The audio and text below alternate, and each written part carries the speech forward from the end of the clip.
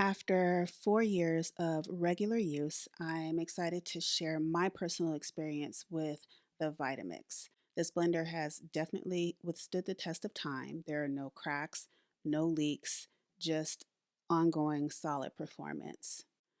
I love using this blender the most for smoothies, smoothie bowls, and making creamy soups. And this blender can handle it all with no problem.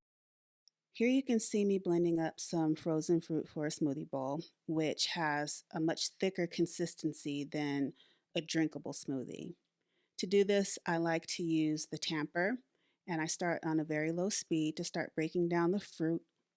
And then after a few seconds of tamping, I slowly turn the Vitamix to full speed. As you can hear, the blender is quite loud at full speed, but it's so powerful that you probably won't be blending for very long.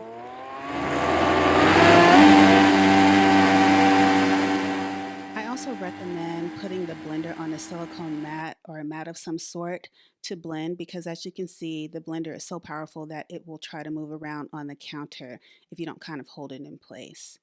What I love most about the Vitamix, besides the blending power, is how easy it is to clean after using it. I like that you don't have to disassemble the base or risk cutting yourself on the blades. You just put in a touch of dish soap, half a blender full of hot water, and a quick blend for 15 to 20 seconds, and voila, your blender is sparkling clean. So this blender has been an absolute game changer in my kitchen. So if you're looking for a blender that's powerful, durable, versatile, and easy to clean, I 100% recommend the Vitamix Explorian Blender.